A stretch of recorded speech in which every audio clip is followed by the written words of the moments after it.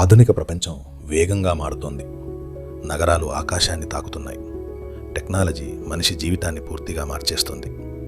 కానీ ఈ పరుగుల మధ్య మనిషి ఒక ముఖ్యమైన విషయాన్ని మర్చిపోతున్నాడు. తన మూలాలు, తన సంస్కృతి, తన పురాణాలు. ఒక పెద్ద నగరంలో అర్జున్ అనే ఒక చిన్న బాలుడు జీవిస్తున్నాడు.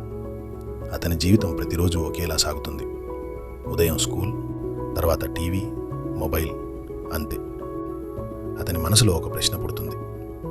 జీవితం ఎందుకు ఇలా ఖాళీగా అనిపిస్తోంది? ఒకరోజు వేసవి సెలవులు వచ్చాయి. అర్జున్ తన తల్లిదండ్రులతో కలిసి తాతయ్య ఉన్న గ్రామానికి వెళ్ళాడు. ఆ గ్రామం ప్రశాంతంగా ఉంది. పచ్చని పొలాలు, చల్లని గాలి. గ్రామం మధ్యలో ఒక పెద్ద మర్రి చెట్టు ఉంది. ఆ చెట్టు కింద ఒక వృద్ధుడు పుస్తకం చదువుతున్నాడు. ఆయనే అర్జున్ తాతయ్య. అతని చేతిలో ఉన్న పుస్తకం ఒక పురాతన గ్రంథం, మన హిందూ పురాణం. అర్జున్ ఆసక్తిగా ఆ పుస్తకాన్ని చూస్తాడు. అప్పుడు పురాణాల కథ ప్రారంభమవుతుంది. సమయం కూడా ప్రారంభం కాని కాలంలో ఈ విశ్వంలో ఏమీ లేదు. భూమి లేదు, ఆకాశం లేదు. కేవలం ఒక అనంతమైన శూన్యం మాత్రమే ఉంది. ఆ శూన్యంలో ఒకే ఒక దివ్యశక్తి ఉంది. ఆ శక్తి పరమాత్మ. ఆ పరమాత్మ నుండి 3 దివ్యశక్తులు ప్రత్యక్షమయ్యాయి: బ్రహ్మ, విష్ణు, మహేశ్వరుడు.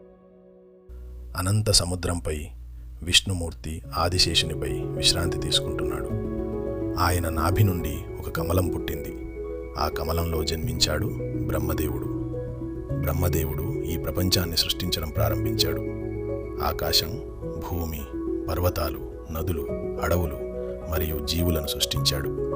అలా ఈ విశ్వం పుట్టింది. కానీ ప్రపంచం ఎప్పుడూ శాంతిగా ఉండదు. సమయం గడుస్తున్న కొద్దీ ధర్మం తగ్గుతుంది, అధర్మం పెరుగుతుంది. అప్పుడు ప్రపంచాన్ని కాపాడటానికి విష్ణుమూర్తి భూమిపై అవతరిస్తాడు. పురాణాలు చెబుతున్నాయి, విష్ణుమూర్తి దశావతారాలు తీసుకున్నాడని.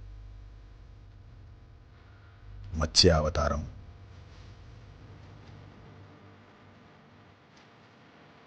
కూర్మ అవతారం,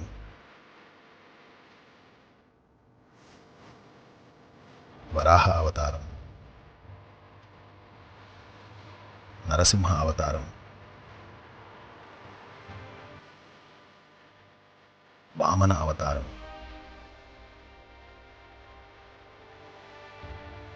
పరశురామ అవతారం,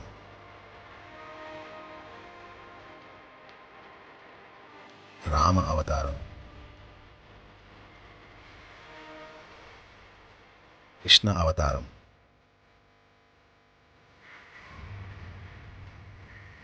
బుద్ధ అవతారం,